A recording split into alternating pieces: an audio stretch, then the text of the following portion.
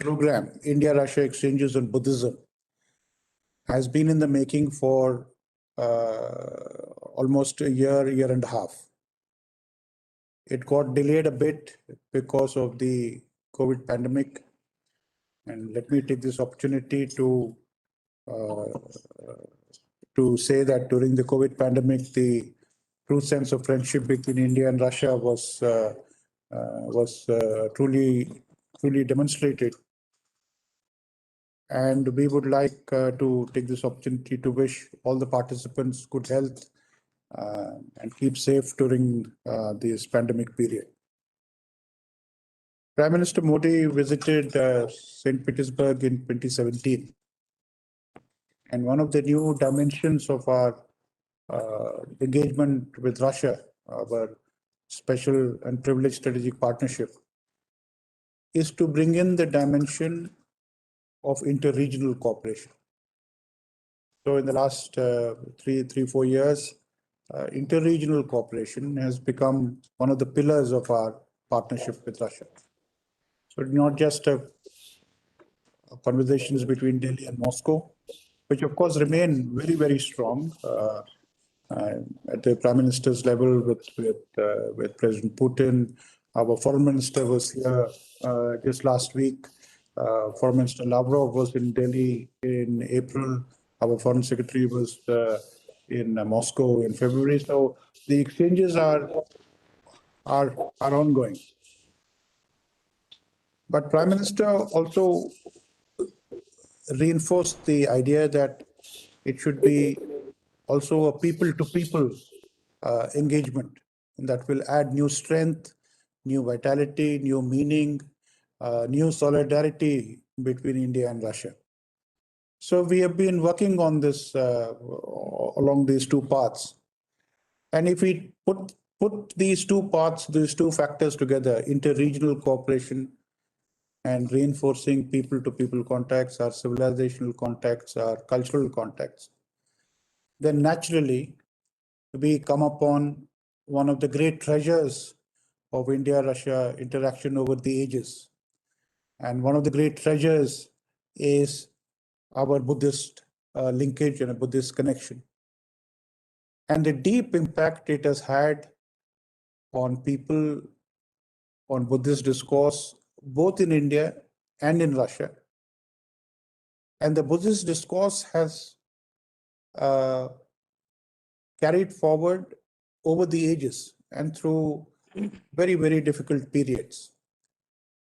And it has not only survived, it is not only revived, but I think it is well poised to being fully rejuvenated and taken forward. The embassy has been particularly keen to facilitate these contacts. Recently, we took a major step by putting in a new program of cooperation, of digitizing the manuscripts, the invaluable manuscripts that are there in the Oriental Manuscripts Institute in St. Petersburg. And that program has already started.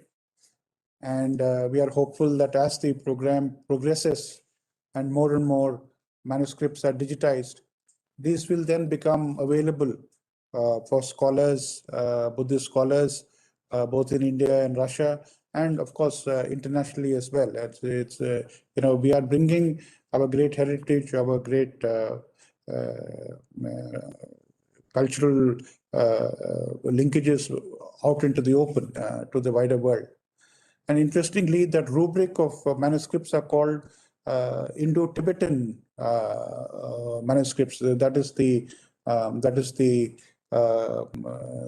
historic depth and the cultural continuity that we see over the ages. I must also say that one of the foremost scholars on Tibet is also one of the foremost scholars on India, which is the very distinguished Professor Tatiana Shauman. She did a PhD from that. I would in particular like to thank the various regions of Russia, the Buddhist regions of Russia. I myself have been to Kalmykia. I plan to, we have very good contacts with the governor there. We have excellent contacts with the governor of Buryatia, and it is my intention to visit Buryatia fairly soon. Also with Tuva, and also with other Buddhist cultural organizations in Russia. I would like to acknowledge the very strong support that we've got from Dr. Arvind Gupta of the Vivekananda International Foundation. Ever since this idea was mentioned to him almost 2 years ago, he's been a pillar of support. He's given us great encouragement. He has reached out to people in India, and that bridge has been made possible because we, through him, got immense support, and that has also encouraged to establish contacts here in Russia as well.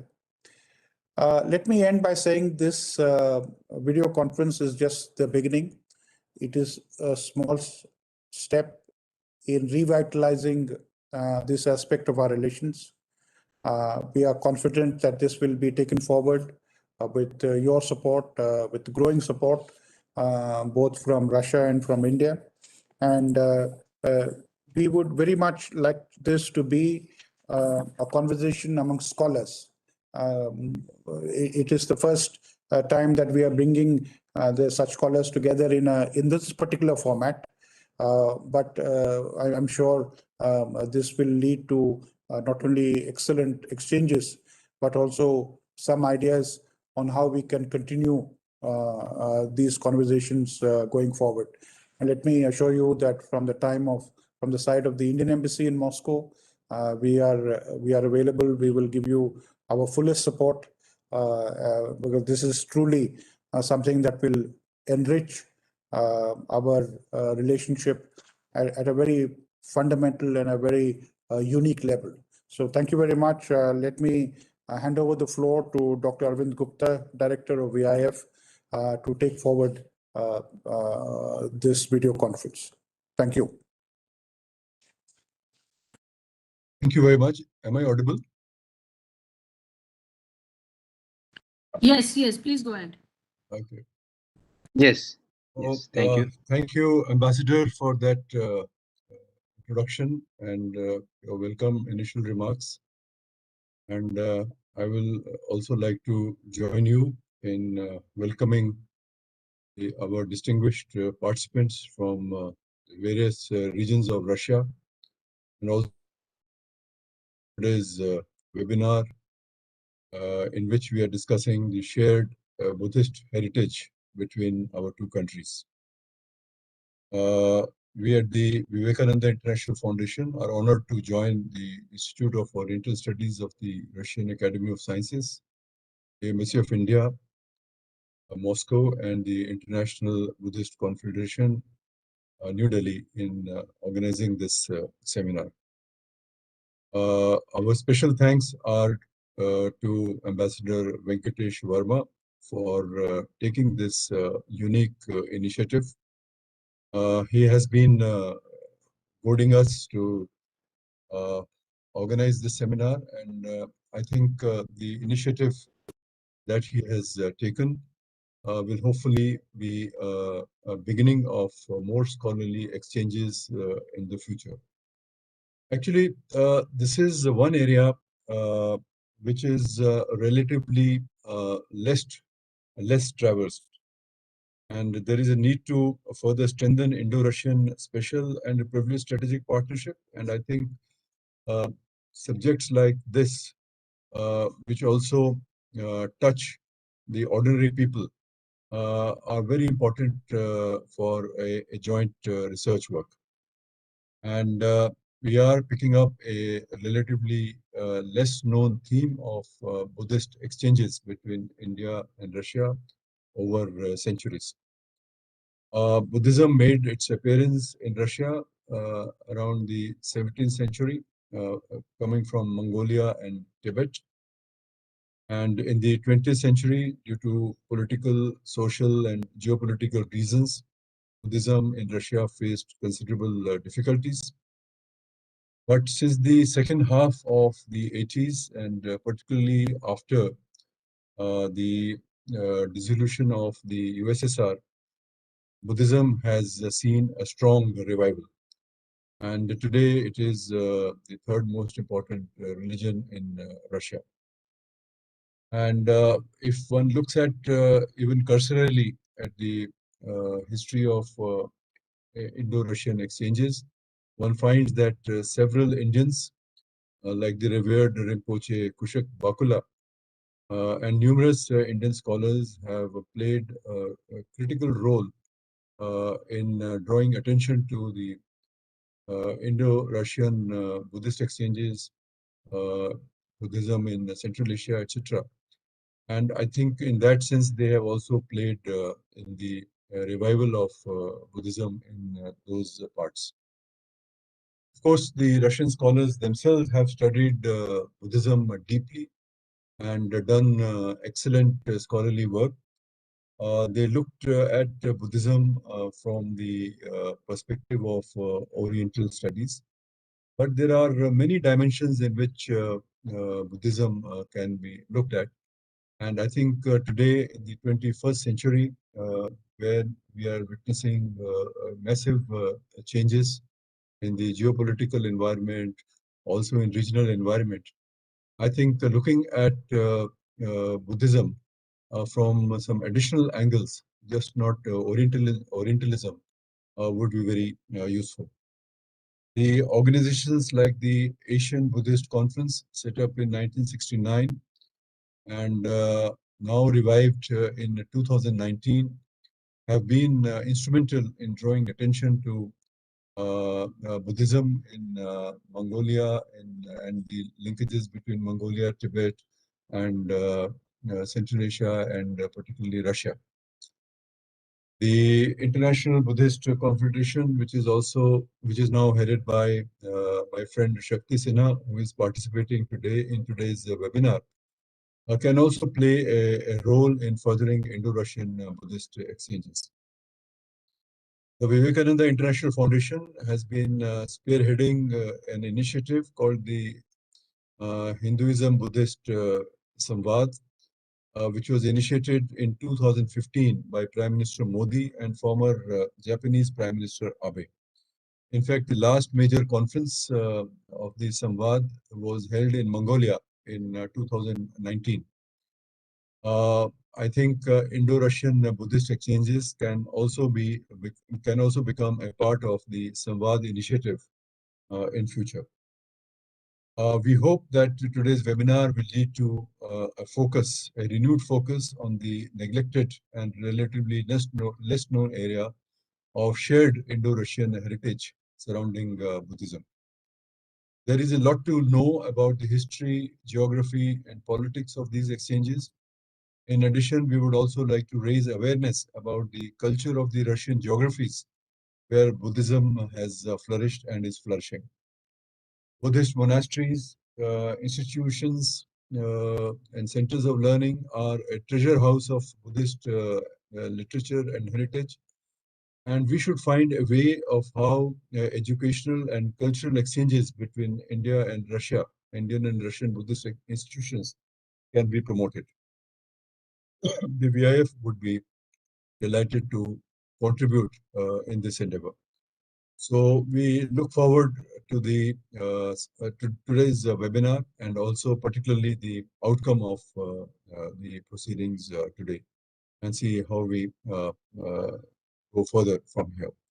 So once again, thanking you all for participation. And now we begin our proceedings. The seminar is 1.5 hours, and we have 4 speakers from Russia and 4 speakers from India. Because of the format of the webinar, I think the time available for each speaker will necessarily be restricted. So I would request you to make your points in about 5 to 7 minutes. And I will now begin with the remarks by Professor Tatiana Schauman, who is the Professor for Indian Studies at the Institute of Oriental Studies, Russian Academy of Sciences. I'll request her to make her remarks in about 5 to 6 minutes. Thank you. 5 to 7 minutes. Professor Schauman. Thank you very much, Dr. Gupta, and Your Excellency, Ambassador of India, and Mr. Bakula Rinpoche, the representative of His Holiness Dalai Lama, and all colleagues and Indian and Russian. I think that this is for the first time when we have such kind of, if I'm not mistaken, for the first time. And I hope that it is for the first time, but not the last time, because the subject which we are talking about is very interesting and very important, as well as from historical point of view. And when we're discussing the current situation in our countries, and when we're discussing situation and history of Russian-Tibetan relations. I should say that I devoted the part of my life to the study of Russian-Tibetan relations, and my PhD was about that subject. And I think that this is really very interesting and important part of life of our countries and our societies. Historically, Buddhism was incorporated into Siberia in the early 17th century. And Buddhism now is considered to be one of the Russian traditional religions and is legally a part of the Russian historical heritage. Beside the historical monastic traditions in Buryatia, Tuva, and Kalmykia, the latter, Kalmykia, the only Buddhist majority republic in Europe, and the religion of Buddhism is now spreading all over Russia with many ethnic Russian converts.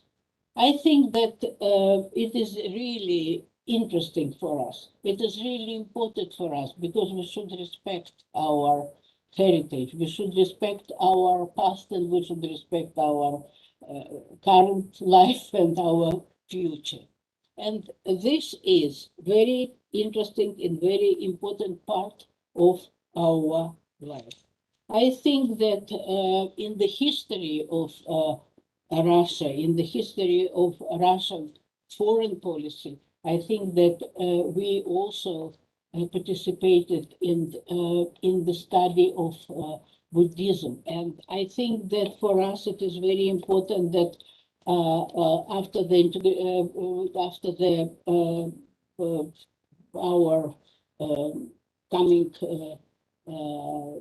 after the fall of the Soviet Union, a Buddhist revival began in Kalmykia and it was also revived in Buryatia and Tuva and spread in different regions of Russia. And in 92, the Dalai Lama, His Holiness Dalai Lama, made his first visit to Tuva in Russia.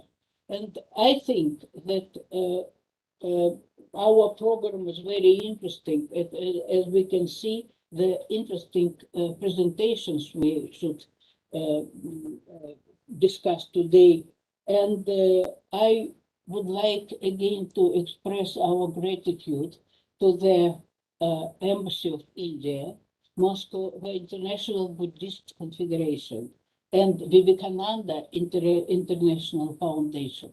I think that with this organization, we have good relationship and scientific relationship. And I hope that in future we'll continue our cooperation and our collaboration in the study such kind of subjects.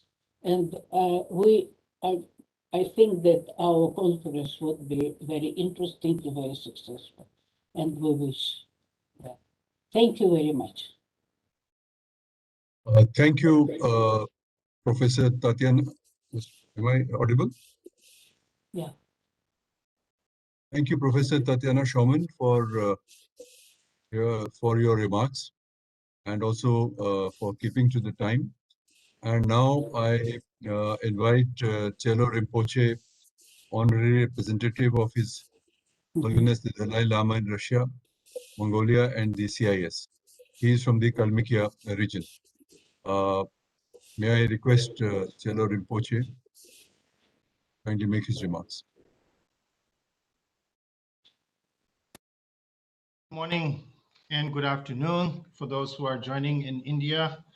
Your Excellency Ambassador Varma, Dr. Gupta, and other participants who are come together on today's occasion. I would first of all like to express our gratitude for organizing this online event.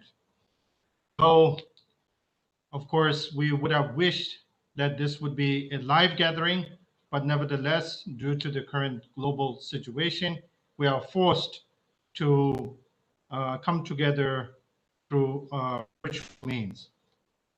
Nevertheless, I'm very much honored to be here with all of you today. I have been part of the revival of the Buddhist tradition, Buddhist culture here after the collapse of the Soviet Union.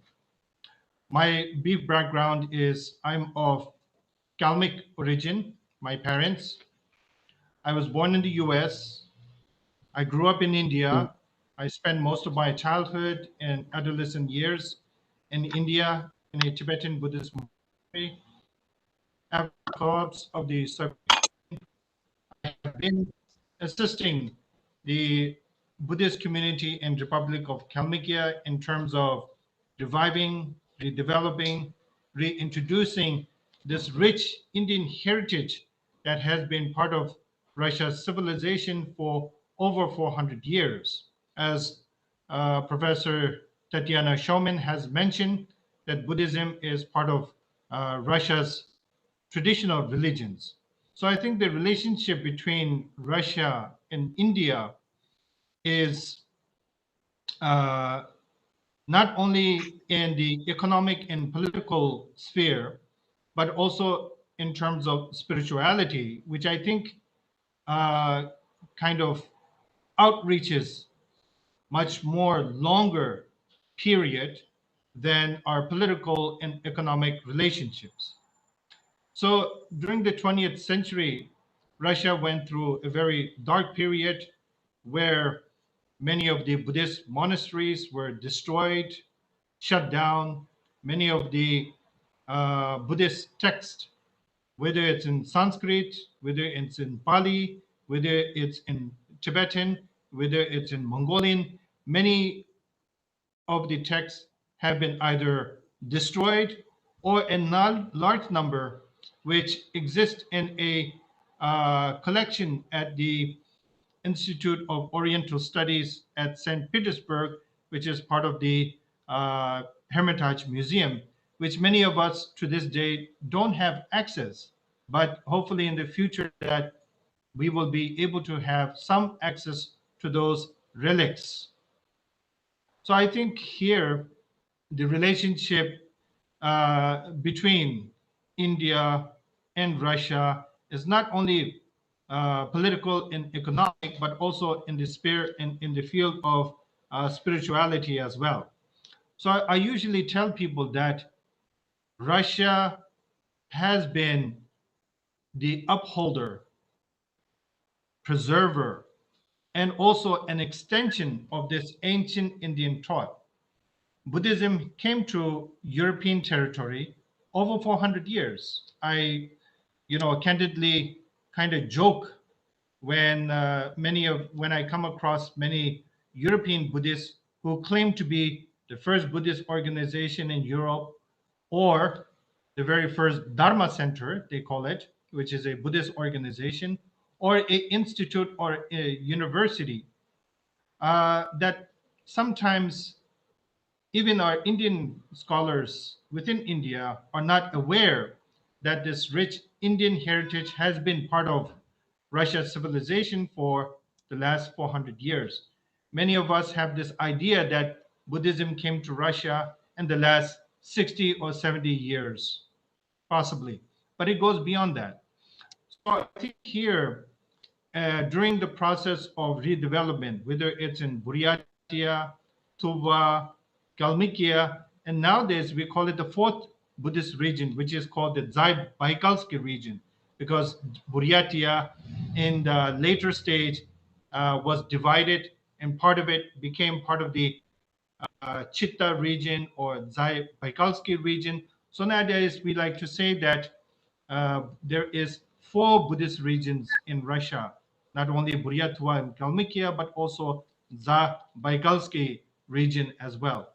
So during the process of revival, redevelopment, restoring, we not only need the help from the Tibetan refugees who are living in India, mainly under the leadership of His Holiness the Dalai Lama, but also we need support and attention from the Indian government as well. There's a lot of areas that we still need to explore. There's a lot of things that we can do in the future, such as organizing more seminars like today. And also there needs to be more exchange programs in terms of the academic field, scientific research.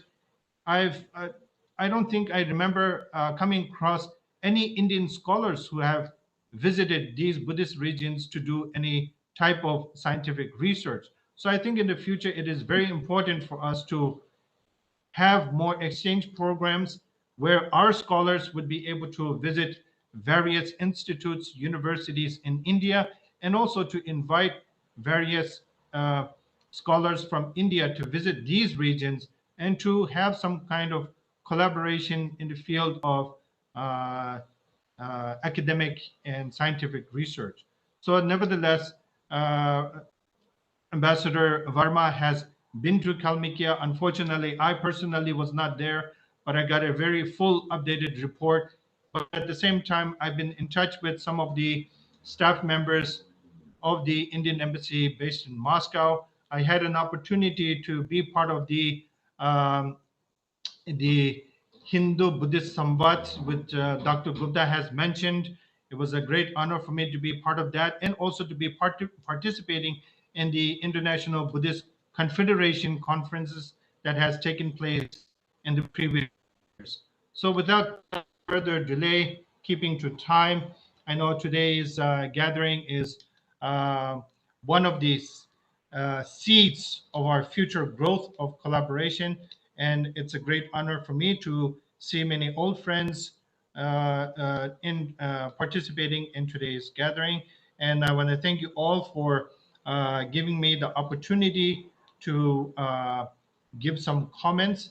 And I would like to say that our doors are always open, and we welcome all of you for future communication, networking, and collaboration as well. Thank you all very much, and look forward to receiving you here in Russia. Thank you. Thank you. Thank you, Telo Rinpoche, for your insightful remarks and for emphasizing the spiritual connection between India and Indian and Russian civilizations. I think this is a point which we need to make more often.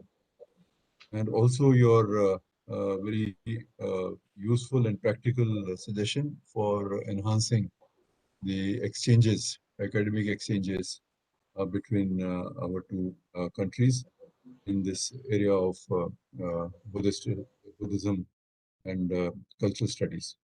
You also observed that Indian scholars have not been visiting these regions of Russia, and I think that situation needs to be addressed. Now I move to our next speaker, and I invite Andrei Alexandrovich Bazarov, Institute for Mongolian, Buddhist, and Tibetan Studies for the Siberian branch of the Russian Academy of Sciences, Buryatia Republic, Ulan-Ude. The floor is yours, Mr. Bazarov. Thank you very much for your invitation to take part in your conference. And I want to present my paper with a little presentation. Theme of my paper, the preserving of the Buryat language by the Indo-Tibetan Buddhist heritage Kangyu.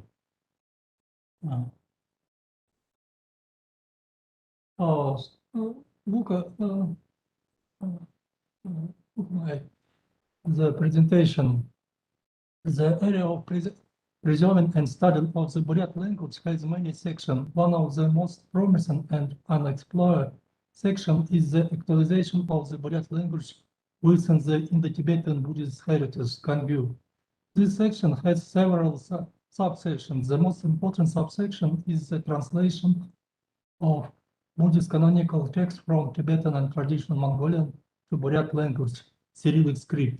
The study of the causes and content of this process is relevant, since the research problem relates to the changes in the traditional book culture in the Tibetan Buddhist heritage of the Buryats and the futures of preserving the Buryat language in modern conditions beginning from the 90s. The materials for the analysis was the data of field work of the Institute of Mongolian Buddhist and Tibetan Studies 2006-2015, as well as a set of Kangyu texts published in Buryatia, both in the pre-revolution period and after 1991.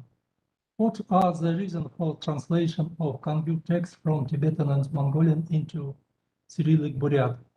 Fieldwork showed that the Buddhist book culture of the Buryats did not disappear, but is developing now. The traditional practice of Buryat Buddhists consists of various forms of religious veneration and storage of books, and all the elements of this practice have been preserved. However, the most important part of the book's religious practice is reading. Local pre-revolutionary Buddhist books are written in two languages, Tibetan and Mongolian. During the course of the Cultural Revolution, the population, in framework of the struggle against illiteracy, refused to use the Tibetan and both Mongolian language. Thus, practically, no one speaks this language today. Thus, with the Tibetan language literature, Buddhists usually invite monks to read monks' books. This is often done in June and sometimes in February during the celebration of the Eastern New Year Sagalgan. Modern Buddhist monks have rather poor command of Mongolian, while now they are more like to speak Tibetan. It should be noticed that in some regions there are elder laymen who have preserved the practice of reading Buddhist texts in Tibetan and Mongolian language. Despite the importance of the process of actualizing Tibetan and Mongolian texts in the daily ritual practice of Buddhists, a different direction of development is becoming more common in the religious book culture in Buryatia. Among the Buryats, movements for the translation of Tibetan and Mongolian texts into the native language are expanded. Lay Buddhists are increasingly using texts made in Cyrillic graphics and adapted to the modern Buryat literature language. Also, a large number of pre-revolutionary books have been found in the collection of Buddhist literature of original Buddhists. The number of modern editions is growing rapidly. Buryat texts in Cyrillic occupy a significant part in the modern Buddhist literature of the region. In the expedition of 2012-2014, it was noticed that for the first time modern books prevailed in the collection of Buddhist literature of ordinary Buddhists. Probably these books sorry, yes. This is books religions, rituals, the yes.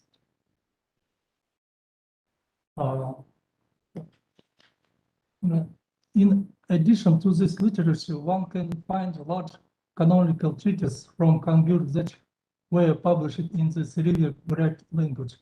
There is no clear answer to the question of when exactly the process of translation of Buddhist canonical texts from Tibetan and Mongolian language to Buryat began.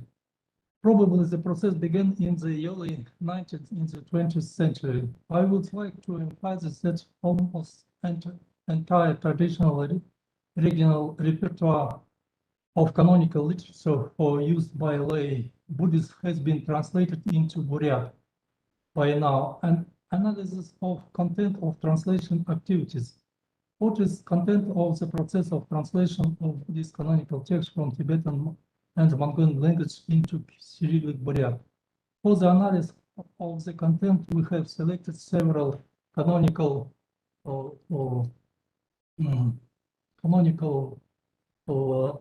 canonical texts published in Buryat in the early 90s of the last century. They are Этигел, Даржожудбо, о Падрахетика Праджапарамита Сутра, Улигары Далай, о Джатакс, Алтын Горыл, о Суварна Прабхасатама Сутра, Даржожудбо, two second Vajrashethika Prajaparamita Sutra, Manjushri Niri Ugulkh, this is Manjushri Nama Sangiti. A preliminary classification analysis of content of the studied text shows that there are three forms of translation. First of all, adaptation, where the distance between the translation text and the modern Buryat language is significant. The second version is presented in the work Dorjozhodbo, Vajrashethika Prajaparamita, and the text of Itigel. The second form of translation of Buddhist canonical texts into the Cyrillic Buryatic is those that creatively transform Mongolian into modern Buryat. The first version of this translation is presented in the work Dorjozhodbo first, translator Innokenty Sotnikov, 2000.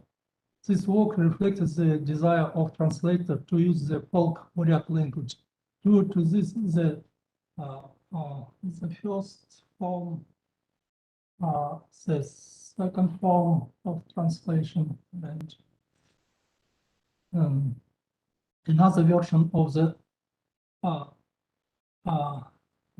second form of translation, and the second form of translation, the second version. Another version of this adaptation is presented in the work Manjushri Neri with Manjushri Nama Sangit, compression of Mongolian fragments of text with a Buryat correlates makes it possible to assert that the achievement of the translation is not only the presentation in Cyrillic, but phonetic and graphic adaptation to the modern Buryat language.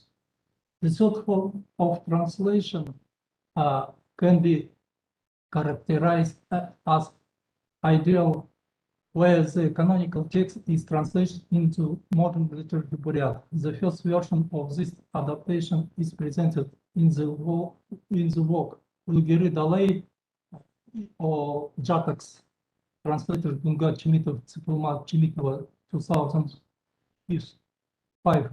The second option of its presentation in the work Altan Geril Suvarna Prabha Satam Os Suvarna Prabha Satama Sutra, translated Samdan Lashitsirenov, 2007. This variant represents the maximum morphological and phonetic functionality of the literature Buryat language. The social significance of translators. The examples, this is Chataks, Ulguru Dalai, or Jataks, or Zanlung in Tibetan. The social significance of translations. The results of interviews with the response shows the importance of these language translations for the Buryats.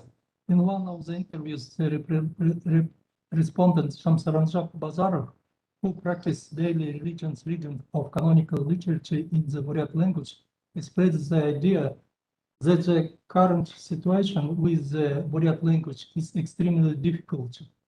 Language balances between preservation and salvation.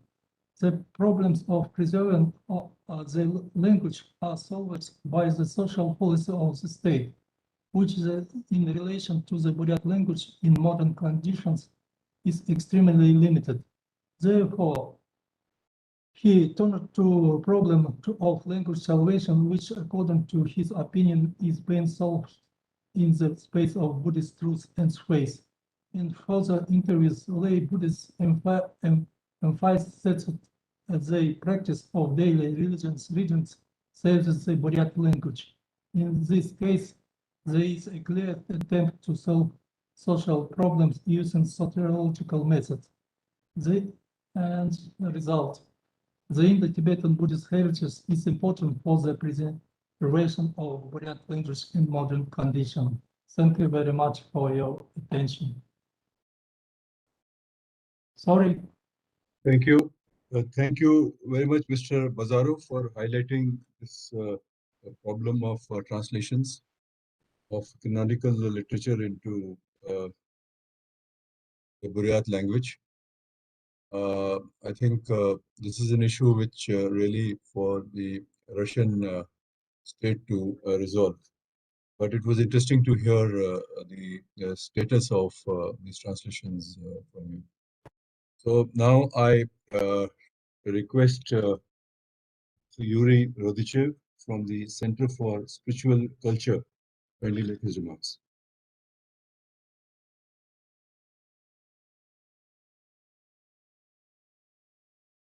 А сейчас я передаю слово господину Юрию Родичева из Центра духовной культуры.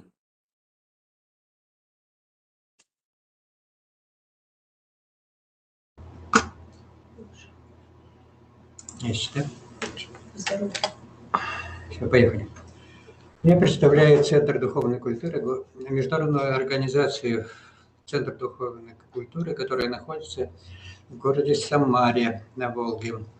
Мы работаем давно, по крайней мере, с 1990 года мы официально зарегистрированы и в 2001 году стали международной организацией. Dear colleagues, I represent the international public organization, the Center for Spiritual Culture. We work for a very long time. Tentatively speaking, we were registered in the year 1990, but then later on, in the year 2001, we are functioning as the international public organization.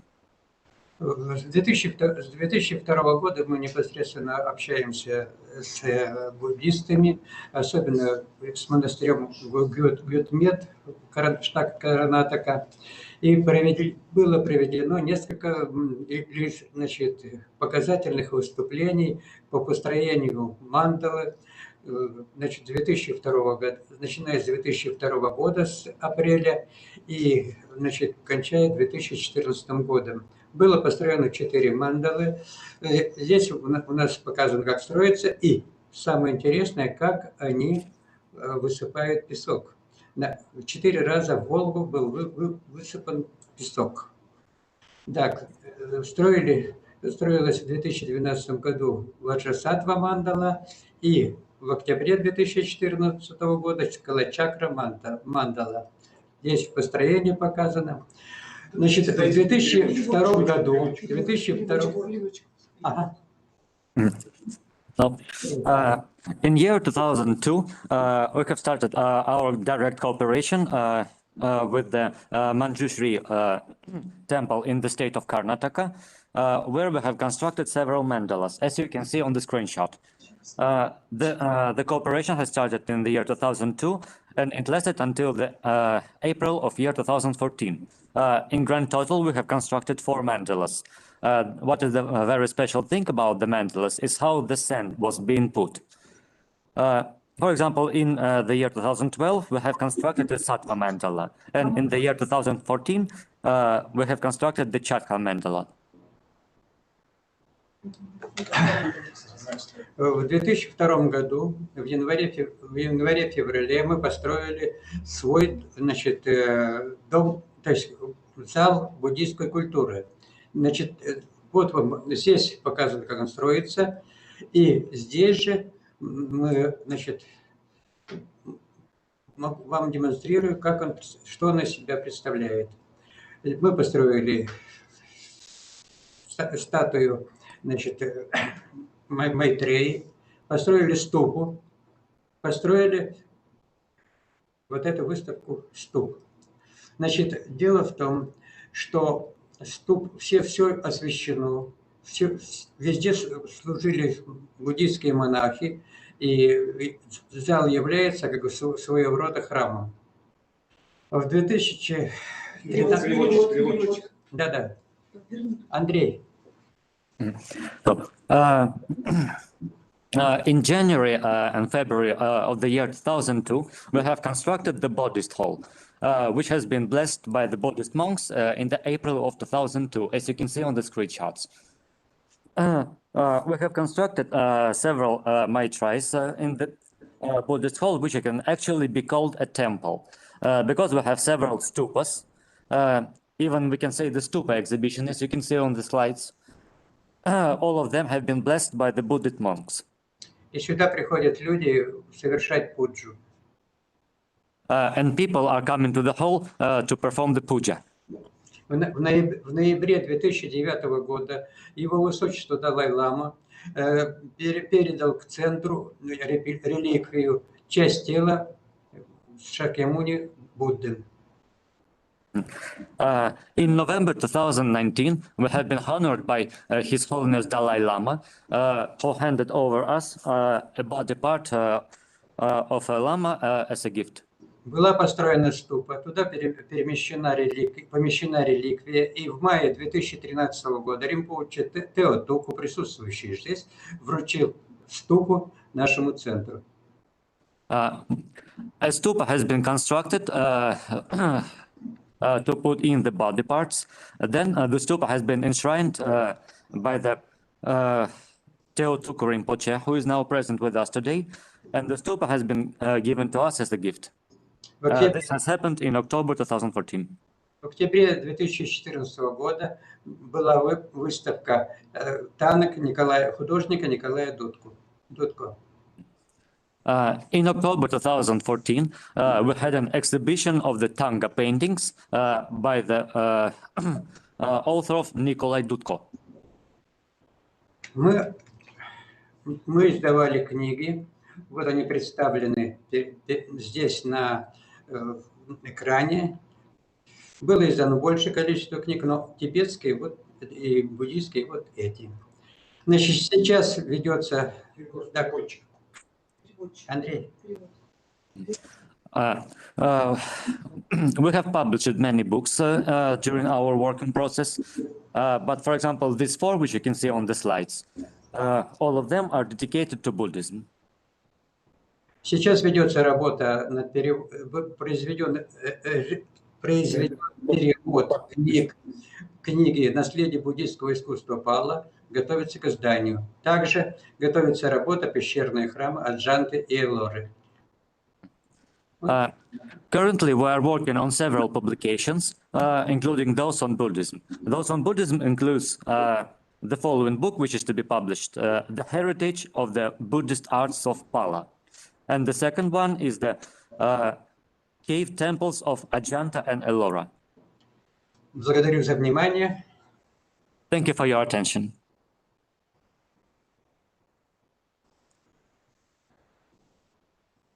Thank you very much, Mr. Aditya, for familiarizing us with the work of your center. It is truly outstanding. And I think by your activities, you are contributing to the popularization of Buddhism in Samara and in Russia in general. I think such activities need to be promoted.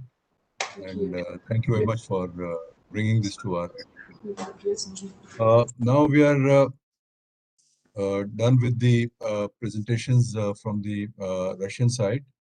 And now I'll request my Indian colleagues to make their brief remarks. Dr. And Gupta, I now, Dr. Gupta, there is one more speaker from the Russian side. is it? Oh, yes, Yes. sorry. Yes, I'm sorry. Yeah, Mr. Kitinov. Okay. Mr. Kitinov is the senior researcher of the Department of Oriental Studies, Moscow. Mr. Kitinov, please. Yeah, thank you very much. Thank you very much. And Your Holiness Ambassador Varma and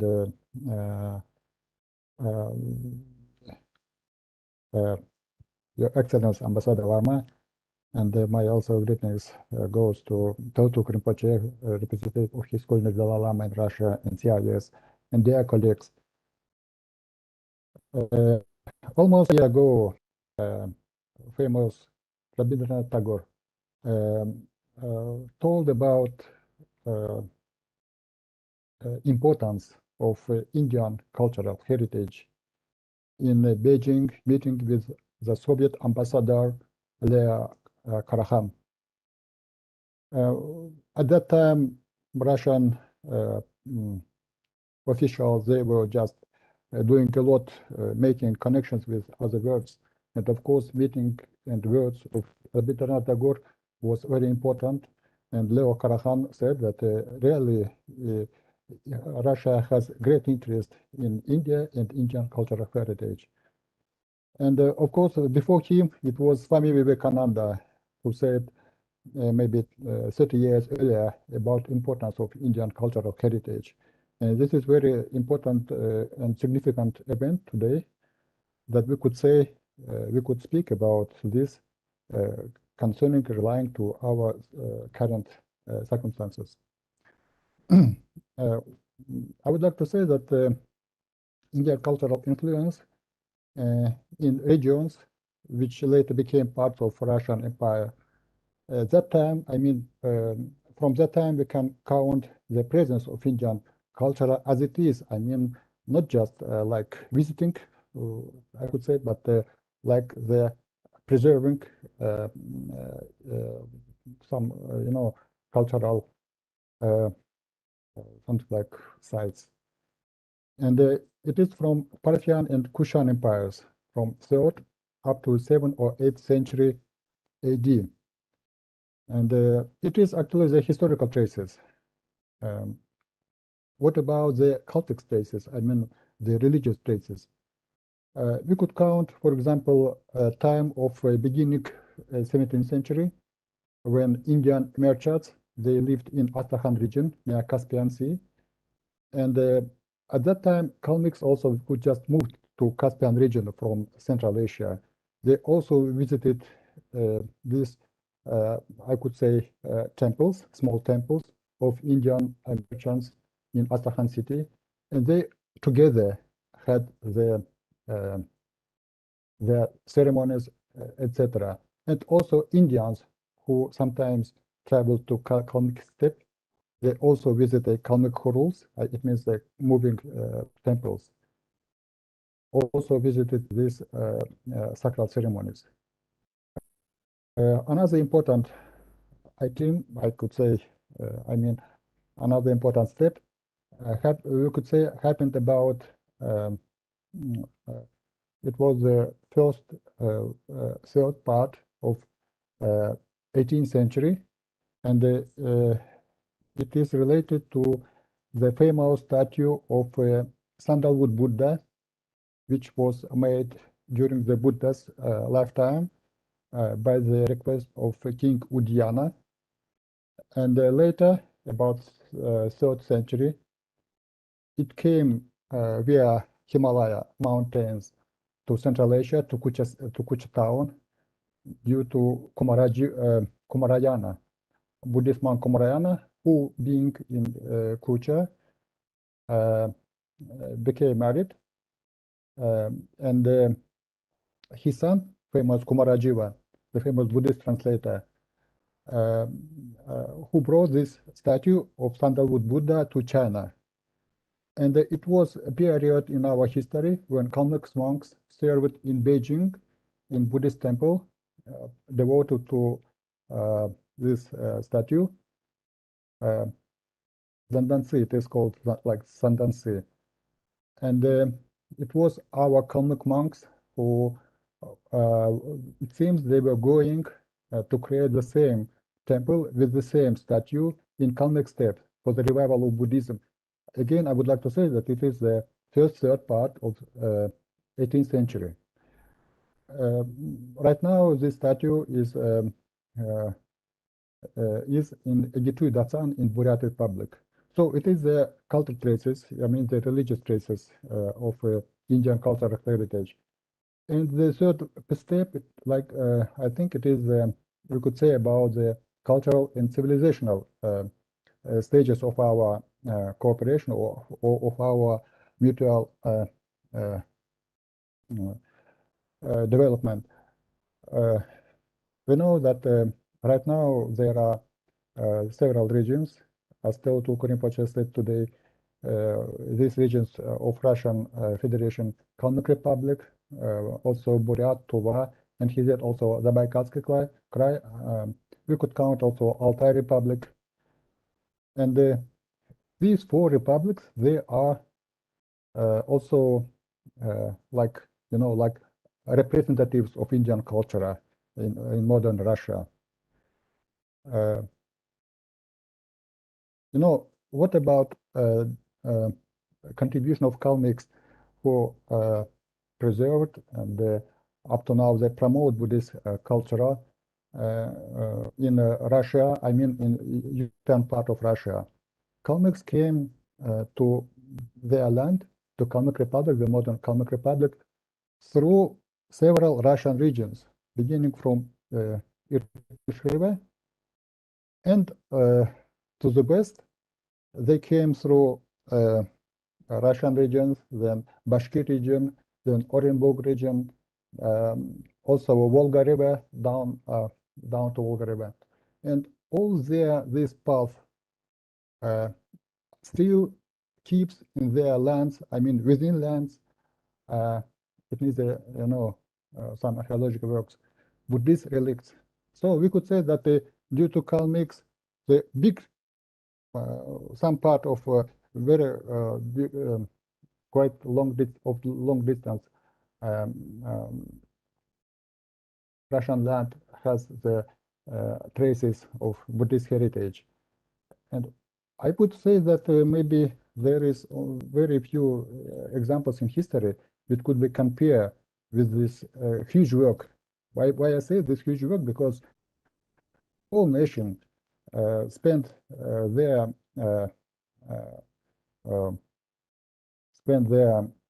life days, spend their spiritual insight for preservation and conversation and promotion of this Indian cultural heritage. And I also would like to agree with Teotihuacan Rinpoche, who said that our spiritual ties, especially due to His Holiness the Dalai Lama and Tibetan communities in India, we have these ties, we have some helps, but it seems it is another time for our interaction. We need to be in contact with the state structures, with the institutions like Vivekananda International Foundations. I mean the institutions which really is interested in not only in the scientific achievements, but in ordinary people, you know, ordinary people who just remember about Buddha's teaching, about Indian origin of this, and that's all. It seems that it's time to develop, to think about other fields, what to do, because 100 years passed after this Rabindranath Tagore words, and actually nothing, I would say. Maybe it's time to begin again. Thank you very much for your attention.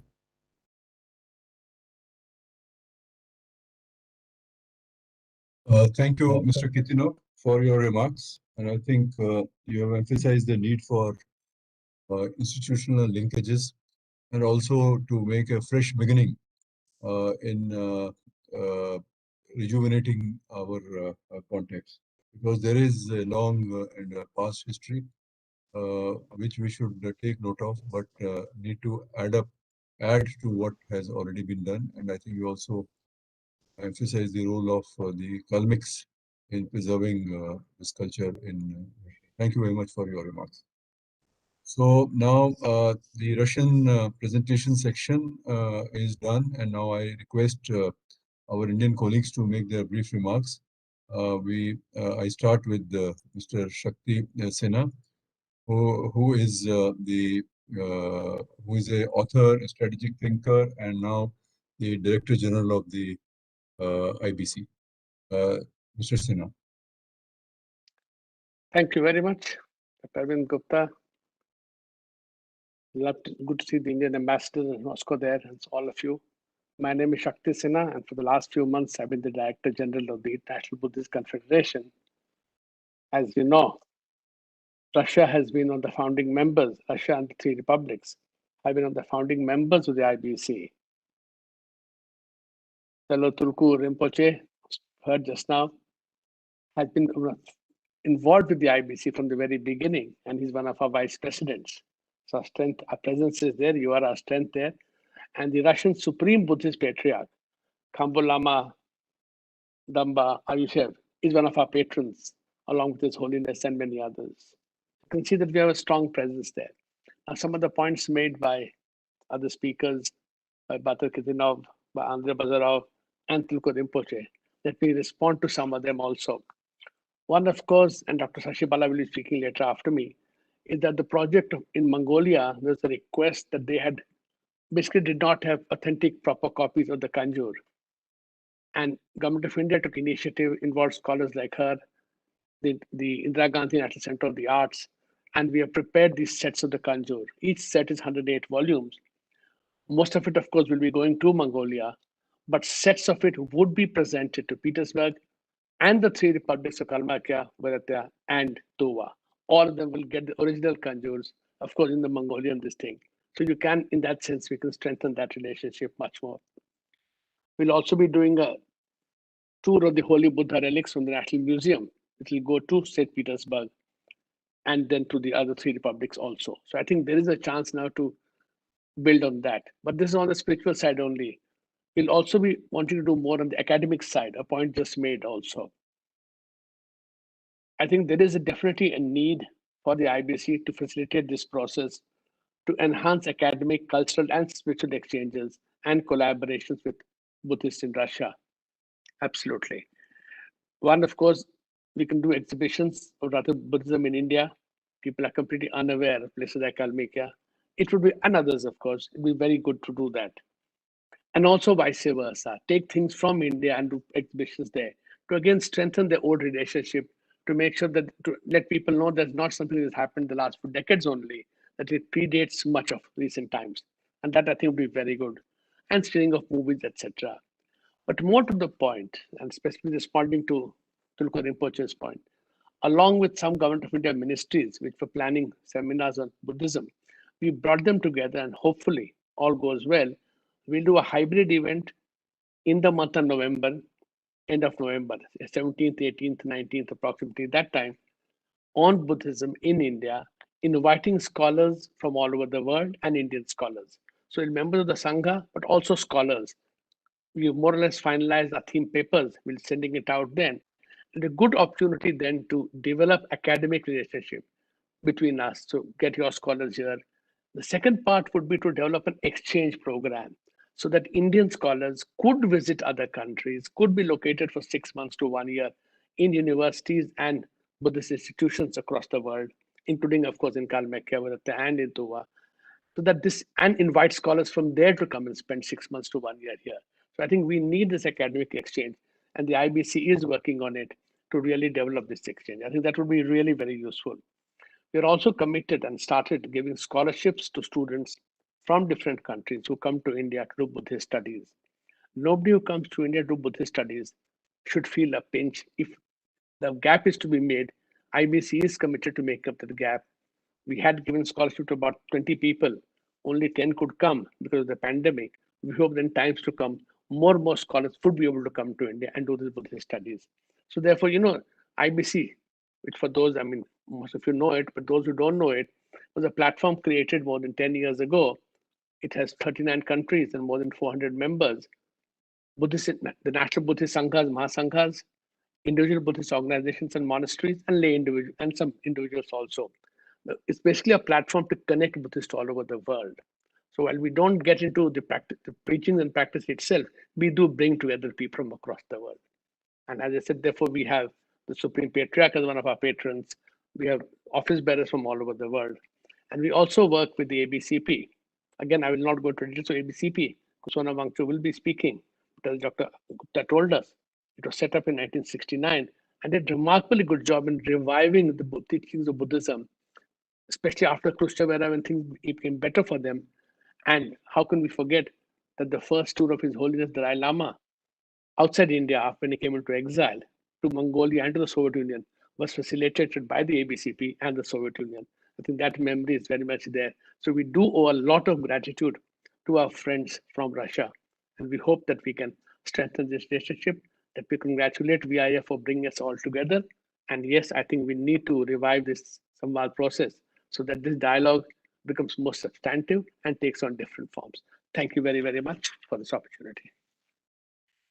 Thank you, Mr. Sinha, for outlining the activities of the IBC. And from your brief remarks, I could see that a lot of work is being planned.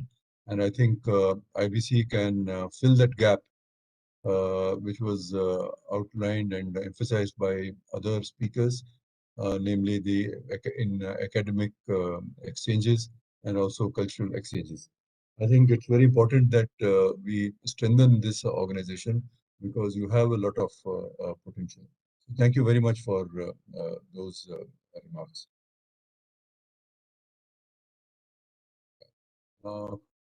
Now our next speaker is Mr. Samten. He is the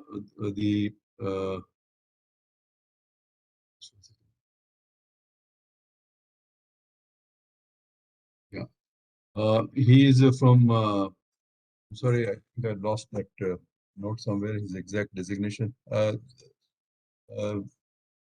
Chancellor of the Central University of Tibetan Studies in Sarnath. Yes, yeah, please. Professor Samten Rinpoche. So, yeah, please. Professor Samten Rinpoche. Yeah, thank you. His Excellency Ambassador, Dr. Arun Gupta ji, and Dr. Shakti Sinha ji, and Telu Rinpoche, and many of our friends who are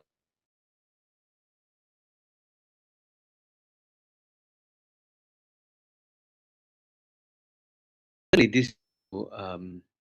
I shouldn't say reconnect, but I should say promote further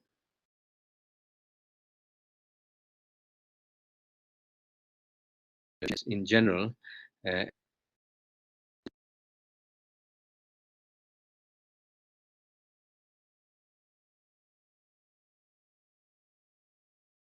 Having some bad connection. Hello, can you hear me Yes. now? Okay. Yeah, we can hear you. Yeah. It's a little bit with a delay. Yeah, please go ahead. Okay, so so as Telu Rinpoche has said that the arrival of Buddhism in Russia has been more than around 400 years back. So it is not as new as we see in the European countries and in the Western world. So, and also you can see that in Buryat and many of those states, like Mongolia, there used to be big monasteries, and then they used to study, very profoundly, spending 20 to 30 years in their monasteries, going through their regular kind of, process of education, as we find in Tibet and in Tibetan, because most of these all these traditions are following the Tibetan Buddhist system. So where they have, as we have been hearing from Dr. Bazarov, that he has given a detailed scholarly kind of presentation in which he has said Kangyur and Tengyur. Kangyur is the translation of the Buddha's teaching in Tibetan, which goes into more than 1,500 titles in around 125 volumes, and Tengyur is the translation of Indian masters, which has more than 3,500 titles and running into around 225 volumes. And then Mongolia has its own translations also. Am I audible? Yes, Okay. yes. Yeah, so in that way, Mongolian scholars have contributed a lot in, the Mongolian scholars who used to come to Tibet. They study for 20, 30 years, and many of them stay back in Tibet and then have contributed to writing and, to literature, to practice, and even they have been, some of them have been in high-ranking spiritual masters and in scholarships. So, and similarly in Buryat also, you can see in Buryatia there used to be, before the communism's the takeover, there used to be a very rich and profound intellectual studies, academic studies, and spiritual practices. So in Buddhism, intellectual studies and the practice should inextricably go together. And it is not a very simple kind of a project or something like that practice to be pursued, but initially with exchange programs and with collaboration programs, and then providing scholarships as such, as Dr. Shakti Senaji has said, that the IBC has planned many programs to be implemented. And in the similar manner, we can have from other in other platforms also, like the Swami Vivekananda International Foundation, and then there could be many other organizations and agencies which can bring up certain programs and projects. In this institute, we have been having students from Buryatia, Kalmykia, and Tuva, and we have been having for the last many years, and still today, this time also we have, I think, 4 or 5 students from Tuva, Kalmykia, and Buryatia. So this the tie up or the the relation between India and the Russian states is something very deeply rooted to intellectual system, academic system, and then spiritual system, right? It is not simply a very superficial kind of system. So therefore, when we see into these kind of areas where Russian states, Russia and India India has a relation, the relation is really deeply rooted. It is, and also it is quite pertinent. It is not something like a very age-old religious system which is not very relevant in today's life and things like that, but it is absolutely relevant in today's life. So we have, His Holiness Dalai Lama has been having a leading interaction between the Buddhist scholars and practitioners and the world's top scientists, scientists of particularly biologists and the neuroscientists and clinical scientists and psychologists. So there is lots of things that Buddhism can contribute to modern science, and it has already changed the parameters, many of the principles of scientific studies and scientific systems in the neuroscience and psychology and cognitive science. So therefore, we can see that Buddhism is not just a religious sort of religious the Now you can see me, I think. Not just a religious sort of system, but it is because it has when it was the Buddhism was brought to Tibet at that time. It brought the entire kind of the academic intellectual systems that Nalanda had at that time, so which was not confined to Buddhist philosophy, but cognitive science, logic, epistemology, psychology, and besides that, general vidyas also, like kavya, vyakarana, sahitya, and chanda, and the kala, all these kinds of things were brought. So when you say that because when we generally say Buddhism was brought from India to Tibet, so it just highlights the major area of the fields that was received in Tibet, but it includes so many other areas of studies, and which are very, I won't go into those things, but and they are also carried in the institutions in Mongolia and in Russian states. So therefore, it is a kind of profound system and very vibrant and very vast system that is absolutely pertinent to modern, scientific life and modern society, which can contribute a lot to bring up a very kind of dynamic young generations who can not only have a approach to modern life, but also modern, the modern materialistic life, but also they can lead a very spiritual and very human kind of, the life. So this has a lots of things to contribute. So therefore, I would like to request and draw your attention that we may bring start some programs and collaboration programs and exchange programs in which the Russian scholars can contribute. The Buryatia Scientific and Buddhist Institute has a collaboration with our institute for the last, it was started in 2006, and under that program we have exchange of scholars.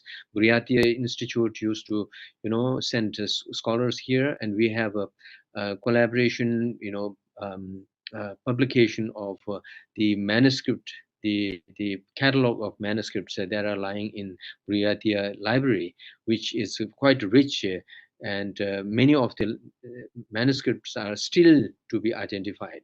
So these can be digitized, these can be brought into light for for general readers, and that would be certainly very helpful. In a similar manner, Kalmykia has its own richness, and Tuva has its own, specific characteristics. Accordingly, we can help them. We can, they can also join us and participate in India in various institutions. As you can see that in one of the monastery in South India, there are about more than 500 Mongolian students studying there, who are supposed to be studying for 20, 30 years.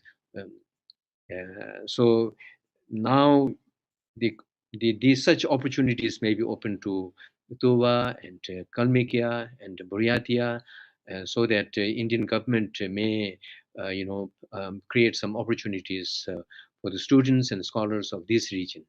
I think this is a good start, and we should enhance this kind of the projects and programs under this umbrella. Thank you very much.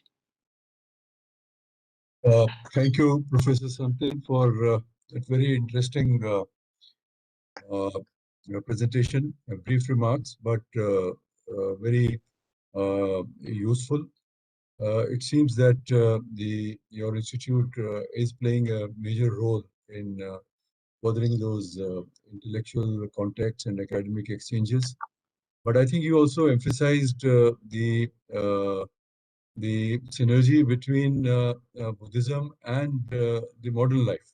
And even to those who are pursuing modern materialism, they can also benefit from Buddhism. And it's a a vaster system than just being something which is only spiritual in nature. But surely your institute can play a very important role in furthering the academic exchanges that we have been talking about. So thank you very much for your remarks. And now I request Dr. Shashibala, who is a researcher on Russian and Mongolian Buddhist culture and historical studies. She's also Dean of K.M. Munshi School of Indology, Bharatiya Vidya Bhavan, New Delhi. And she was recently awarded by the Mongolian government of their highest civil reward for her contribution on Mongolian Buddhist studies. So, Dr. Shashibala, the floor is yours. Thank you, Dr. Arvind Gupta. Namaskar to everyone. A very good afternoon to all of you. His Excellency, our Ambassador in Russia, Mr. Venkatesh Vermaji, Most Venerable Taylor Rinpoche ji, and Professor Yuri Rodovich, Professor Tatiana, and all the other co-panelists, Mr. Shakti Sinha ji, Dr. Arvind Gupta ji. It's a great opportunity to talk about Indo-Russian cultural linkages. So I wish to draw your attention to the depth of our relations. How deep do they go into history?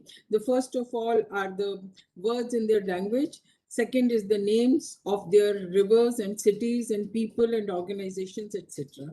So I'm going to speak very briefly. First of all, let me start with the words uttered by Stalin during the Second World War when he said, "Zhivyat Rodina mat."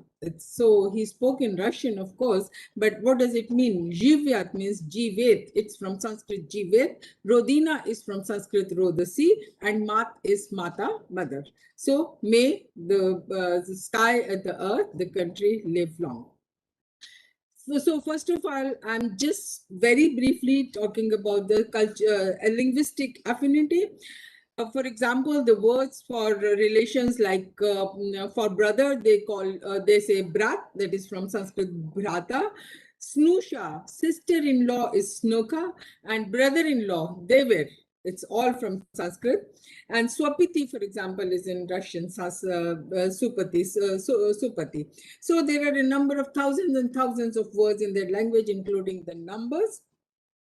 Then I would like to draw your attention to the Sanskrit grammar also, how similar they are.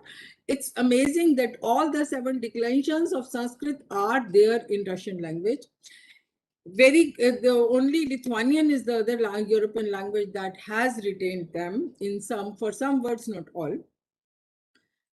In most of the languages, you have singular and plural number, but in Russian, you have singular, dual, and plural number like Sanskrit. Then we come to tenses. I don't know if anybody has worked on it. Sanskrit doesn't have only the 3 tenses, but 10 tenses that is called lakaras. They are available in some words in Lithuanian. I don't know about Russian if somebody has worked on it or not. So after that, I come to the names of the rivers. A river is called, Danu is a Sanskrit, a Rigvedic word, which is found in many of the countries in names as names of many of the rivers. I just give you a few examples like Don, Dnieper. Don is from Danu, and Dnieper means Danu Apara. So that is the river near Danu, Dnestr, Danube. So many scholars have worked on these, the names of the rivers in the Baltic region.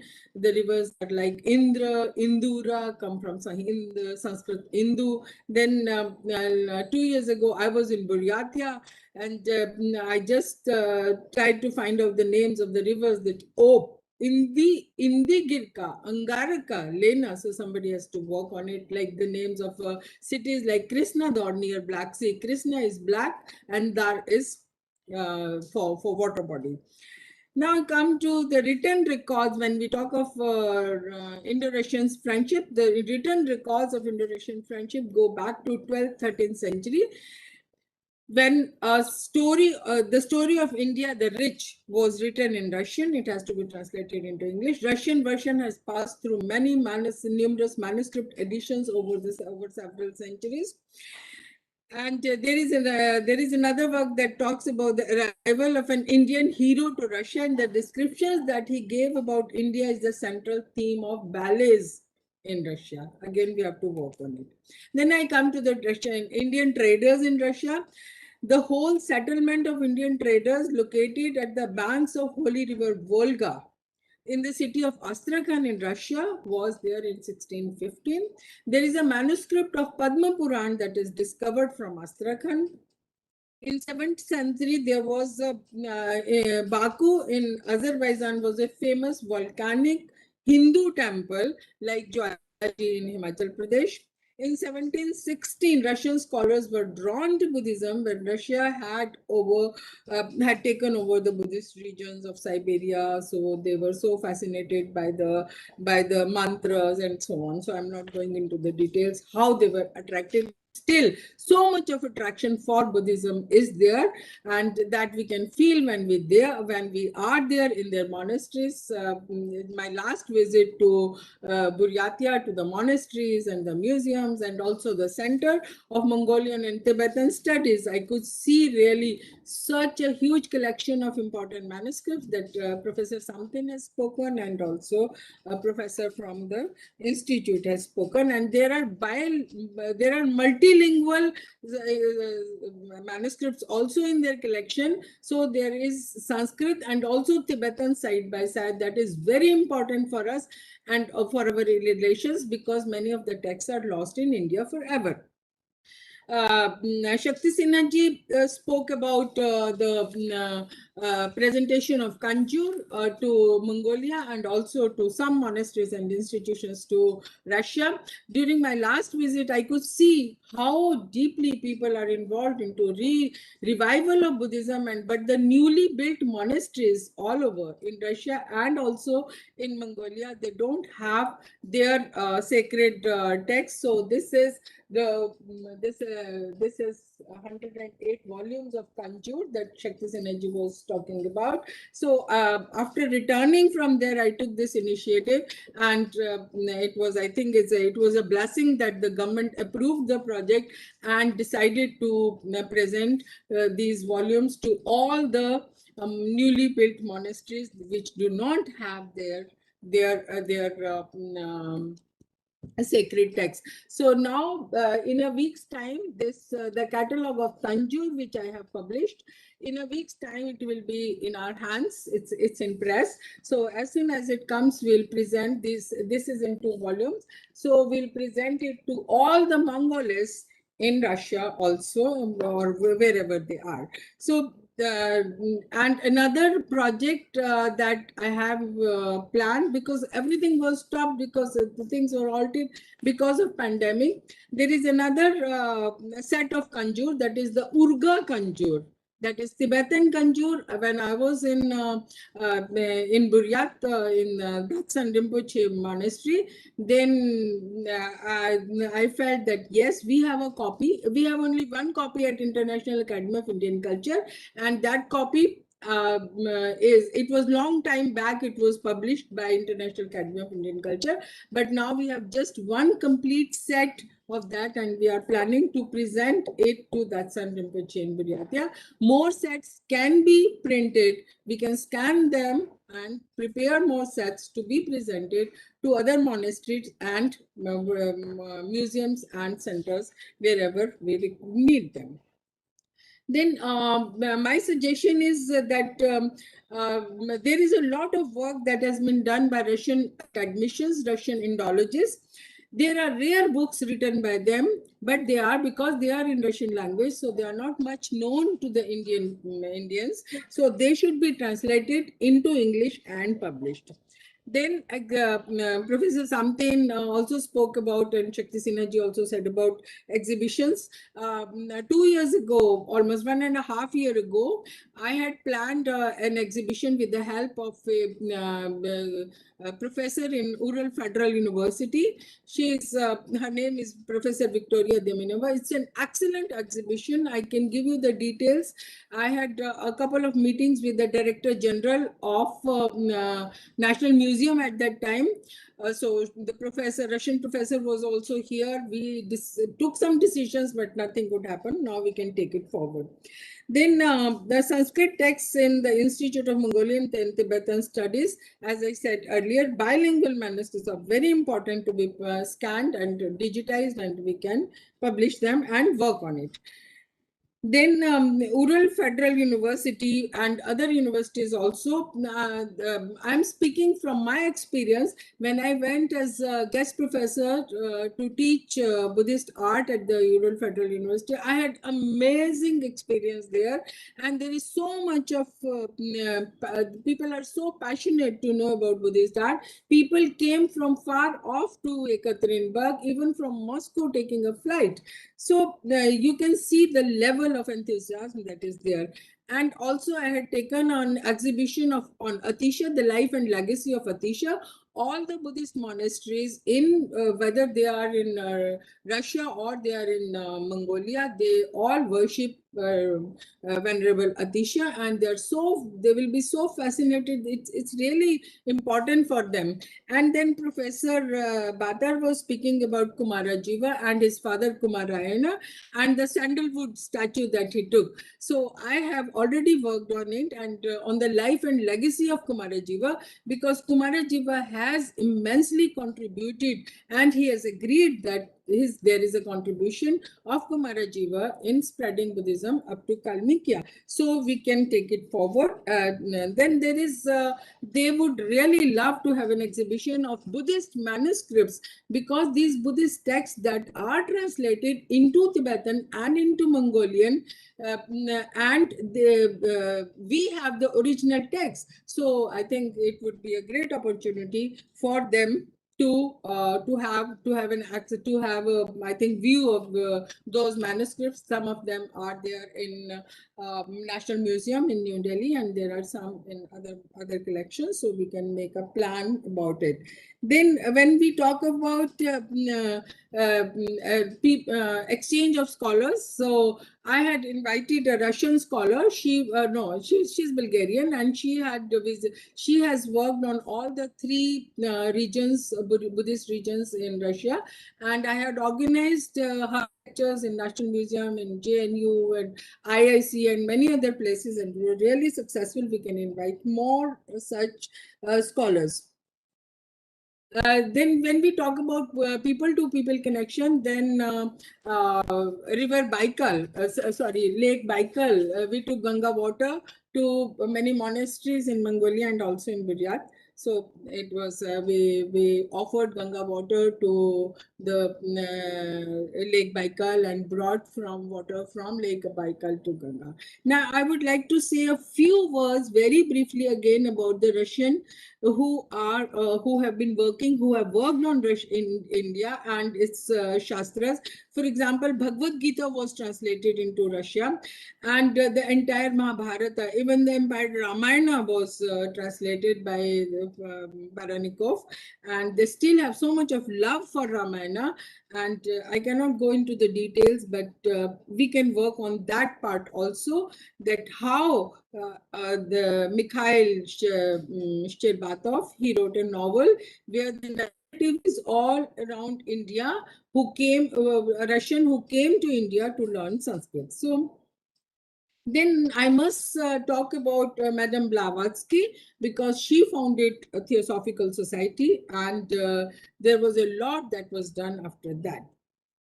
Learning Sanskrit was made mandatory in the universities to the students of Latin, Greek, and Slavic languages. Similarly, there are scholars, Indologists who have worked on Sanskrit. I'm not going into the detail, but I would like to speak at least about those who works St. Petersburg, because the first Sanskrit German voluminous dictionary was done by Germans, Bottling and Roth, but it was published in St. Petersburg. That's a big, very big contribution of Russia to India by publication. And now we are working on it. The first English Sanskrit voluminous dictionary, maybe 8 to 10 volumes, is soon coming to be published. It will take maybe this year. I can bring out maybe 4 volumes, and maybe by the end of next year the rest can come. And we should know in India about the Central Asian collections. So many expeditions were sent by Russia, and Russians began the central excavations in Russia, and it was they who inspired and enlightened people that how many thousands and thousands of Sanskrit texts later on they were discovered by archaeologists from Europe and Japan and Russia and China and all of them. So we should know about that. We should have connections with the State Hermitage Museum. There are collections in the Russian Geographical Society archives and other places. When we talk about Indo-Russian relations, we cannot forget the Rюрик family.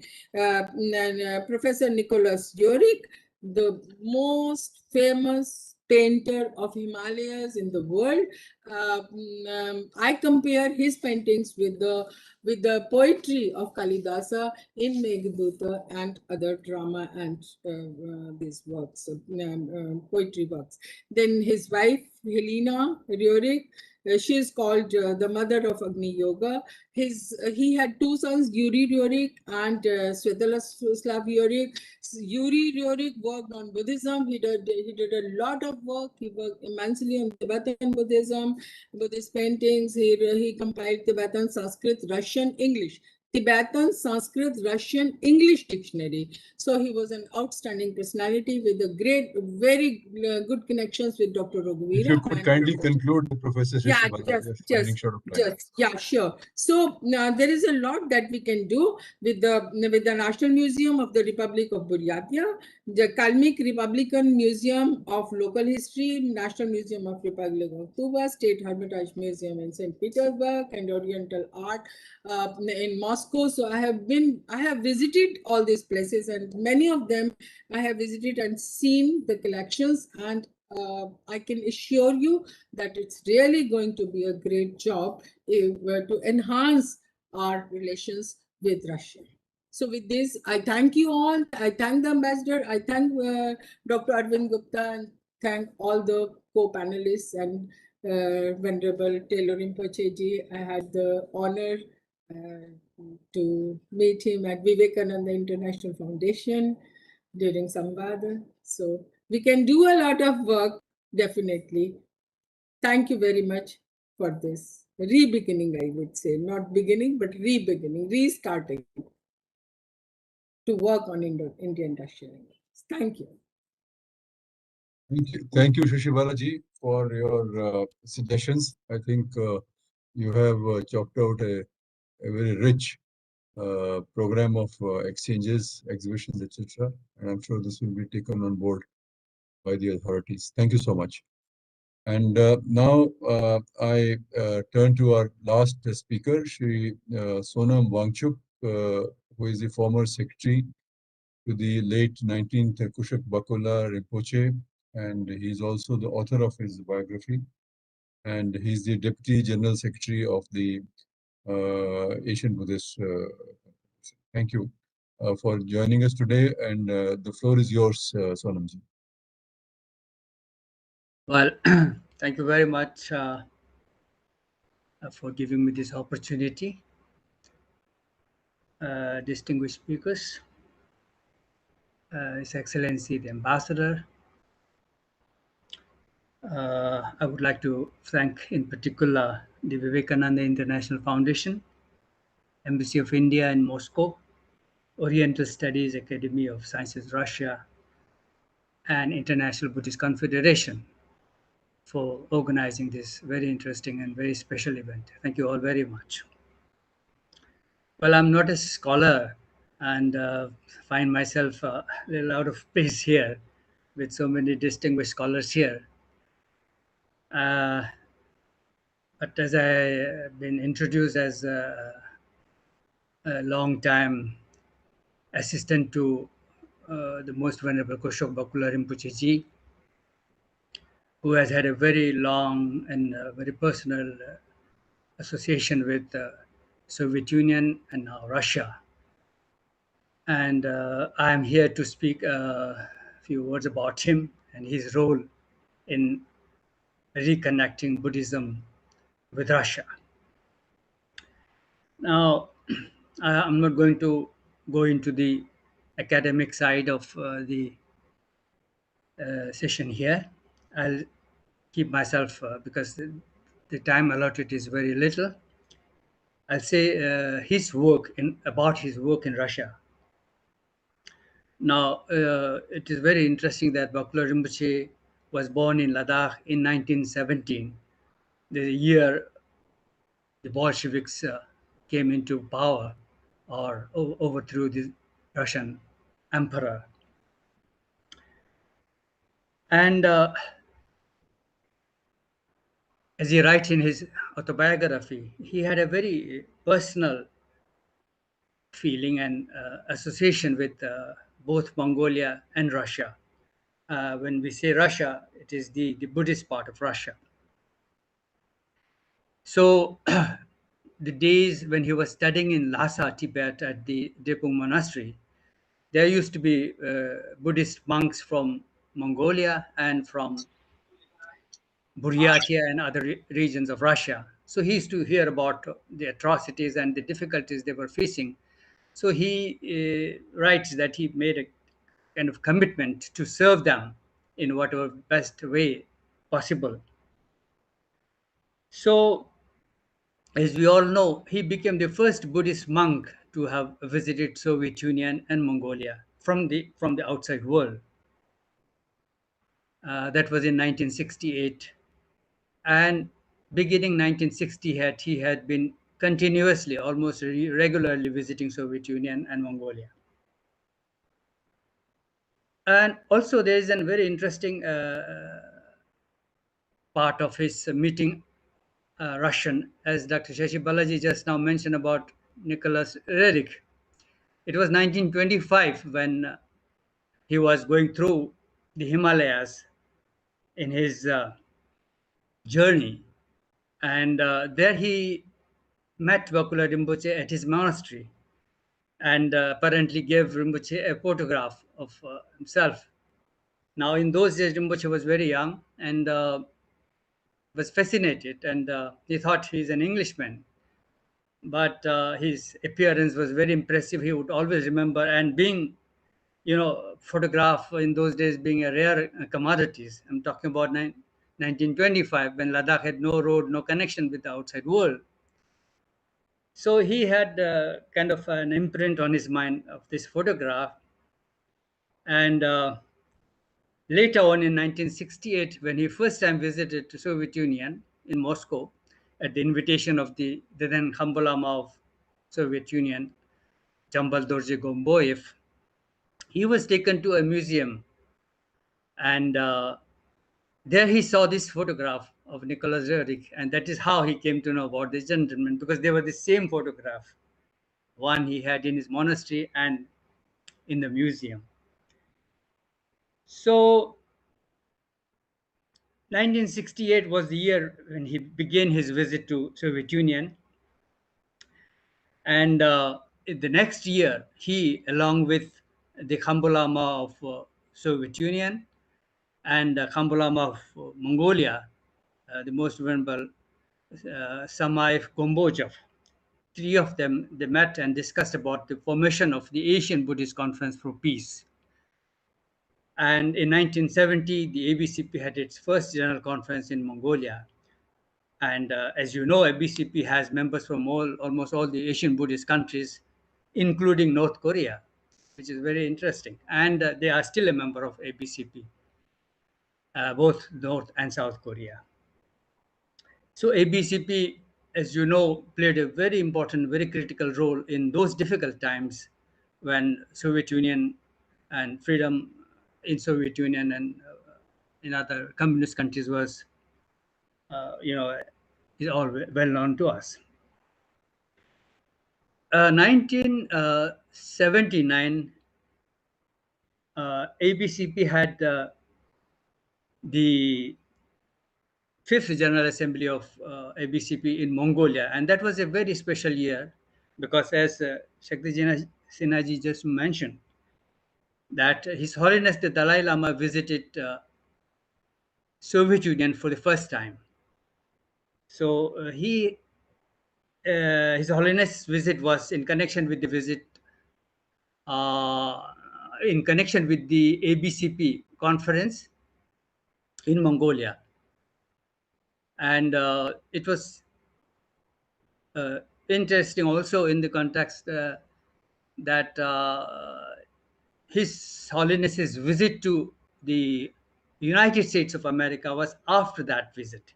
So His Holiness visited Soviet Union first and Mongolia, and then from there, on his return to India in October, if I am right, he visited America for his first time. So 1989, I think, was Rinpoche's first visit to Kalmykia. I'm very happy to see here Telo Rinpoche, who is there in Kalmykia and working for development of Buddhism or revival of Buddhism in the whole of Russia. So in 1989, it was Bakula Rinpoche who first time visited Kalmykia. He laid foundation for a monastery and also gave teachings. And it was very, very fascinating, interesting visit. I was there with His Holiness Bakula Rinpoche on that visit. And then, of course, to Buryatia and to the rest of the Soviet Union and Mongolia, of course, where he used to go for the ABCP meetings. Another very important role Rinpoche played, besides his visits to these faraway places, because he was perhaps the only Buddhist monk, high-ranking monk, to be able to travel those days, because he was member of parliament those days. He had a diplomatic pass, and the Soviets and the Indian relations were very cordial, and they are still very cordial. So it was in those time that Rinpoche also tried, along with the fellow Buddhists of Russia, Soviet Union, for the reopening and handing it back the monastery or the temple in St. Petersburg, which was built by the most venerable Agwang Dorjiev, who was a confidant of the 13th Dalai Lama, and who has played a very important role in the development of Buddhism, as well as bringing strengthening a relation between Russia and Tibet.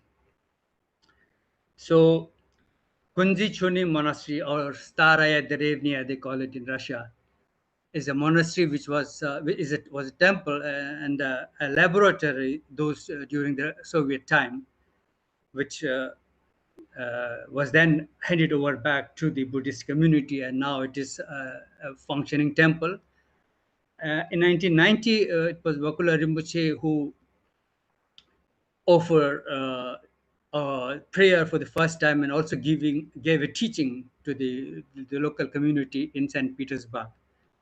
So Rinpoche was very, very happy with these developments in Russia, and having experienced those very, very traumatizing time, and seeing the very difficult condition of Buddhists in Soviet Union, things were changing and slowly and becoming more open and accessible. So thereafter, of course, things dramatically changed in 1989 when Rinpoche was appointed India's ambassador to Mongolia. And being very close to Buryatia, he would often travel by road to Buryatia and work among the Buddhists. Hundreds of Buddhist monks from Mongolia and Buryatia and from other regions of then Soviet Union and later Russia were sent to India, where they were hosted by the Tibetan Buddhist monasteries, given scholarships and all the facilities possible. And one thing which was very difficult and which was made possible by Rinpoche was giving them a long-term student visa. Without that, they would not have been able to study in India continuously. So Ambassador Bakula Rinpoche used to give, visa for a long time where they could finish their studies without any problems or disturbances. And actually, there are many things to say, but I think the time is a problem. So I would like to stop here. I'd like to thank you all very much for giving me this opportunity. Thank you very much. Thank you, Sonamji, for giving us a peep into the fascinating life and times of Kushak Bakula Rinpoche. I think he has made great contribution, as you have said, and also documented in your books. So now we come to the end of the formal part of our webinar today.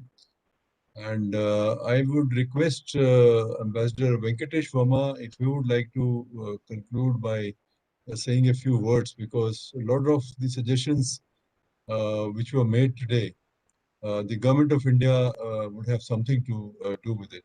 So, Ambassador Venkatesh Verma, would you like to say a few things? So first of all, let me convey a very deep appreciation to all the panelists and the panel speakers today, both from the Russian side and from the Indian side. This has been truly enriching and very useful discussion. We've heard very clearly the message that there is great potential for building on what already exists. And this can be built upon both at the government level, but also through direct contacts at the academic level, at the level of the monasteries, of the various centers, and at the international level. We heard with great interest the activities that Mr. Sakti Sinha elaborated. I think we need to take that, the Russian component in those international activities of the International Buddhist Confederation should be taken to the next level. Secondly, on exchange of scholars, we have already begun a process of exchange of scholars, but this discussion has been very, very useful. We will take this forward. The sense that I get is if there's a good proposal and there are good scholars wanting to meet, the government of India will provide 100% support. Let there be no doubt about that. What we need to do is to find the right projects, the most practical projects, connect the right people, and I think we can get going. With regard to publications from the Bharatiya Vidya Bhavan, Madam Shashibala, Professor, has provided some very good examples. We'd be very happy to cooperate with the Bharatiya Vidya Bhavan to ensure that these reach the right people, and we are at your service, Madam. Anytime you wish to take this forward. On long-term visas, I think this was an issue before. We have tried to solve this as much as possible, but if there's any recurring problem on visas, please let us know. We are available. We will work not just in Moscow, but also with our Russian counterparts to see how the long-term visa problem can be solved. My sense is that long-term visas are not a problem anymore between exchanges of scholars. Now, there is great potential for digitization of manuscripts. We have already made a very big beginning in St. Petersburg, and as we go along, as I mentioned, these will start becoming available to scholars and to practitioners. I think there is also considerable interest in doing a similar project for Buryatia. I give you my assurance that on my next visit to Buryatia, I will discuss with the governor, with the local authorities, with the local monasteries, and we will try to see whether the government of India can provide some assistance in this, like the government of India has provided assistance with respect to St. Petersburg. So that again will be taking it forward. So lastly, I want to thank Vivekananda International Foundation. You've always been a great anchor for many of the activities that the embassy wants to do. But whenever we partner with you, it is the result is always is very good, very productive, and very specific. And today's meeting is a very good example. Some of those who have made prepared texts. May I request if you are able to forward it to both Dr. Arvind Gupta and to us at the embassy. There were a very large number of very good proposals.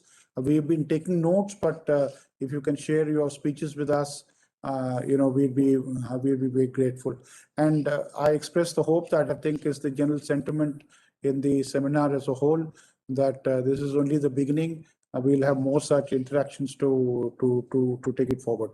So, sir, thank you very much, and I give the floor back to Dr. Arvind Gupta. Thank you very much, Venkat. It's been wonderful listening to all the distinguished scholars, both from Russia and India. And I could see that just a 2-hour long meeting amongst dedicated scholars could produce so many useful suggestions. I mean, this is really amazing. And I would say that we also save on time. Otherwise, a conference like this would have taken probably several days and taken a lot of time. But the point I'm making is that I would very much request the embassy to continue with the series of dialogues in the next year. And I think we should take it to a logical conclusion and logical end. Listening to Mr. Shakti Sinha and the activities which the IBC is planning, it's really heartening, because they have the resources and they are a very, very important platform. I mean, they are connecting people from more than 39 countries, some 400 members, and a wide range of activities. And many scholars, actually, they feel frustrated because they are doing some work on some aspect of Buddhism and the Indian connection, but they really don't know how to take it forward. So I think IBC can play a very important role along with the government of India. So that is another takeaway from this meeting. And thirdly, I think I support and endorse your view that we should put out a concluding outcome document from this conference, and everybody could send their brief remarks and suggestions or whatever they have to say. And maybe the Embassy of India could put them together and maybe even translate some of those in Russian. And we could bring out at least some outcome document, which we could circulate in our future meetings as well. So that will be a worthwhile contribution coming out of this seminar. But it also was brought home by the various scholars that the people-to-people contacts and the contacts with the different regions of Russia, I think this is the direction in which we should work. And there is also an additional reason for this. We have been talking about Act Far East policy of India, which the Prime Minister had spoken about, which is really to link up with the Far East of Russia. And I think these are the regions which we really don't know very much about them. And so people-to-people contacts could enrich the Indo-Russian relationship further, and particularly some specific regions of Russia. So this would have a long-term positive impact on our relationship. So with those words, I want to thank you all for joining us today, and very special thanks to our ambassador, Mr. Venkatesh Verma, for helping us organize this seminar, and we look forward to his support and guidance in our future work also. And with the IBC, maybe we could have a separate meeting, Shakti, with the VIF, and see how we can take some of this forward. And we will incorporate these suggestions which have been made today. So thank you very much, and once again, wishing you all the best. Namaskar.